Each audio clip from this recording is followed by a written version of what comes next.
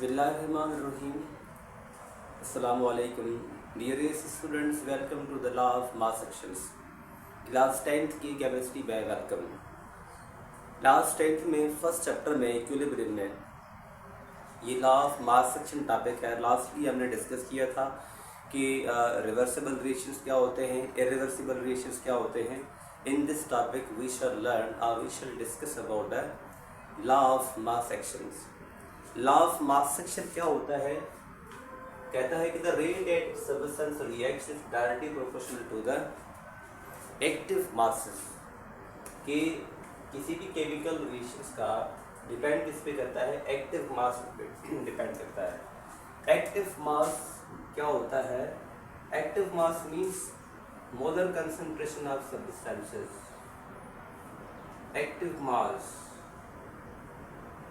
यानी कि active mass का मतलब होता है कि concentration of substances moles per decimetre cube. Active mass मतलब कंसंट्रेशन ऑफ सब्सटेंसेस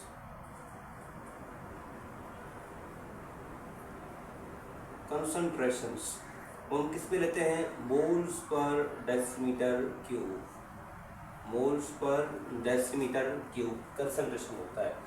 किसी भी केमिकल रिएक्शंस का जो रेट होता है इस directly proportional to the active mass. कोई भी सब्सटेंसेस होगा अगर उसका रेट का होगा उस रेट का एक्टिव मास से डायरेक्ट ताल्लुक होगा।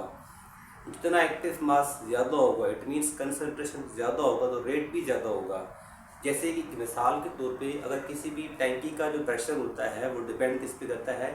उस पर जो पानी की क्वांटिटी है। अगर उसमें वाटर ज़्यादा होगा तो उसका प्रेशर भी ज़्यादा होगा। अगर आहिस्ता आहिस्ता पानी कम होता जाएगा तो उसका प्रेशर भी आहिस्ता आहिस्ता कम होता जाएगा। ये रेट लॉ बहुत ही समझने में आसानी है। अगर किसी भी चीज़ का कंसंट्रेशन यानी कि एक्टिव मास ज़्यादा होगा तो उसका भी रेट भी इसका ज़्यादा होगा। और भी इसमें एक बात कही हुई है, in the rate of chemical reactions is directly proportional to the product of active mass of reactant. अगर किसी भी केमिकल रिएक्शन का जो रेट होगा वो एक्टिव मास किस चीज़ की? रिएक्टेंट की प्रोडक्ट से डायरेक्ट ताल्लुक होगा। अगर एक सब्सटेंसेस है, मैं आपको बताता हूँ, समझाता हूँ, समझिए। अगर हमारे पास एक सब्सटेंसेस है, एक है, अगर ए चेंज हो रहा है किसमें? बी में, इनका जो रेट होगा ना, रेट इसके रेट का इस rate is directly proportional to the active mass. यानी कि ए का जो एक्टिव मास जो भी होगा उससे डायरेक्ट ताल्लुक होगा। अगर ए की कंसंट्रेशन में बढ़ाऊंगा ना तो उसका रेट भी बढ़ेगा। ठीक है। या अगर यूँ लिखा जाए कि अगर हमारे पास दो सब्सटेंसेस हैं भाई, कैसे? ए प्लस बी दो सब्सटेंसेस हैं जो कि मिलके बनता है ए भी बनता है। फर्ज करो ए बनता है तो अब क्या होगा कि इस सिचुएशन में क्या होगा कि इसका मतलब ये है कि इन दोनों के प्रोडक्ट का यानी कि रिएक्टेंट के दोनों के एक्टिव मासेस के प्रोडक्ट का रेट ऑफ रिएक्शन से डायरेक्ट ताल्लुक होगा। दोनों के प्रोडक्ट भले दो ही हो, तीन हो, चार हो, डिपेंड नहीं करता। जितने भी ज़्यादा होंगे उतना इसका रेट ज़्यादा होगा। क्लियर? अगर इसका लॉ ऑफ मास की डेरिवेशन फाइंड करते हैं इसके हिसाब से, अगर हम फर्ज करते हैं कि मैं आपको समझाता हूँ, अगर फर्ज करते हैं कि A moles of A moles of A in A B moles of B reacts to produce let us suppose that C moles of C moles of C और प्लस में डी मोल्स ऑफ डी। जैसे ही आपस में ये react करते हैं A moles of A produce C moles of C and D moles of D produce करते हैं। यहाँ पे जो मेरे समाधान दिए हुए हैं अगर उसको यूज करते हैं कि भाई ये जो ए डी जो है वो बहुत कम स्मॉलर लेटर से छोड़ देते हैं बी। ए मोल्स ऑफ ए जो है यहाँ पे नंबर ऑफ मोल को शा कर रहा है, जो रेड मार्कर से लिखा है मैंने ए बी सी डी। ठीक है, ये है number of moles. Where is A B C वो है कि रिएक्टेंट ऑफ एनी सब्सटेंसेस। अगर इसको हमने लिखना है, इसकी डेरिवेशन फाइंड करनी है तो उसमें क्या कहते हैं कि इसमें दो रिएक्शंस हैं, एक रिवर्सिबल रिएक्शंस और एक इरिवर्सिबल, एक फॉरवर्ड रिएक्शंस और एक बैकवर्ड रिएक्शंस। ये फॉरवर्ड रिएक्शंस है कि रिएक्टेंट रिएक्ट करके प्रोडक्ट्स बन रहा है सी प्लस डी और दोबारा कि सी प्लस डी रिएक्ट करके क्या बन रहा है कि ए प्लस डी बन रहा है। जिसके आप इस हिसाब से देखा जाए तो इसका मतलब है अगर रेट ऑफ फॉरवर्ड रिएक्शन जो है, rate of forward reaction shortcut में इसको लिखते हैं कि R F, rate of forward reaction is directly proportional to the concentration of A, क्या भाई, कंसंट्रेशन ऑफ ए और concentration of B. Square bracket में लिखा जाएगा इसको, स्क्वायर ब्रैकेट, और ए भी जो दिए हुए हैं ये नंबर ऑफ मोल दिए हुए हैं, नंबर ऑफ मोल जितने भी होंगे वो स्क्वायर ब्रैकेट के ऊपर लिखना है। A rate of forward reaction is directly proportional to the concentration of A and B, या इसको यूँ भी लिखा जाए R F is equals to K F, K for rate constants, rate constants of A moles of A moles of A and B moles of B. Clear. एक equation हमारे पास ये है भाई, ये है एक इक्वेशन, फर्स्ट इक्वेशन, इसका नाम देते हैं कि भाई ये है हमारी फर्स्ट इक्वेशन है।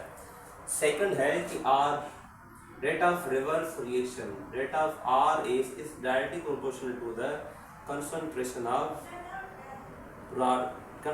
ऑफ प्रोडक्ट्स, तो डी, या इसको यू लिखें कि rate of reverse reactions is equals to KR for rate constants is equals to C power C D power D। और ये है क्वेश्चन नंबर 2। हमने पढ़ा हुआ है कि जब इक्विलिब्रियम रिएक्ट अचीव होता है तो इस सिचुएशन में क्या होता है कि रेट ऑफ फॉरवर्ड रिएक्शन बराबर होता है रेट ऑफ बैकवर्ड रिएक्शन के। कब? जब rate of forward reaction is equal to the rate of reverse reaction. ये उस सिचुएशन में होता है जब दो chemical reaction reverse rate of forward reaction बराबर होता है रेट ऑफ बैकवर्ड रिएक्शन के। उस कंडीशन में क्या होता है कि हमारा इक्विलिब्रियम अचीव होता है। अच्छा, रेट ऑफ फॉरवर्ड रिएक्शन इस वैल्यूज पुट करें, फॉरवर्ड रिएक्शन किसके बराबर होता है? के एफ के बराबर। भाई के एफ जो होता है K F concentration of A in concentration of B is equals to, बराबर होता है रेट ऑफ रिवर्स, तो ये K R is equals to C moles of C and D moles of D के बराबर होता है। क्लियर। ये इसको यहाँ पे डिवाइड कर रहा है, ये इसको मल्टीप्लाई, और ये इसका मल्टीप्लाई इसको रीअरेंज कर लेते हैं तो ये क्या हो जाएगा? के एफ हो जाएगा, के एफ डिवाइड बाय के आर, इसको डिवाइड कर रहा है तो के आर हो जाएगा इज इक्वल टू, ये यहाँ पे डिवाइड मल्टीप्लाई उस तरफ डिवाइड करेगा तो ये हो जाएगा कि C moles of C and D moles of D divided by, और ये A moles of A and B moles of B हो जाएगा। ठीक है। KF और KR क्या होता है? What is KF and KR? KF and KR is equals to KC। What is KC? KC stand for equilibrium constant. ये नया फैक्टर है जो कि क्या जाहिर करता है? KC equals to equilibrium constant. ये सिंबल है इक्विलिब्रियम कांस्टेंट्स की। KC stand for equilibrium constant. जब भी दो इक्विलिब्रियम रिएक्शंस के बीच में, फॉरवर्ड रिएक्शंस और बैकवर्ड रिएक्शन के बराबर बीच में अगर इक्विलिब्रियम रिएक्ट होता है, अचीव होता है, तो इट मींस कि आप उसको सिंबलाइज करेंगे KC से। वेयर इसको हम लिख सकते हैं कि KC is equals to A, ये C D, A moles of A and B moles of B। Clear. या इसको आप यू भी लिख सकते हैं कि व्हाट इज KC, तो KC is equals to product upon reactant, products upon reactants. What is KC? KC मतलब कि there is ratio between the product to the reactant is called KC। इस तरह से हम किसी भी केमिकल रिएक्शंस का KC फाइंड कर सकते हैं। KC फाइंड करने के लिए बहुत ही आसान ट्रिक है। हम क्या करेंगे? KC का फार्मूला याद करेंगे कि what is KC? KC is equal to products upon the reactant. Clear. Products upon the reactants is called KC। Let us suppose that अगर हम फर्ज करते हैं कि हमारे पास इक्वेशंस है, मैं यहाँ थोड़ा मिटाता हूँ समझाने के लिए।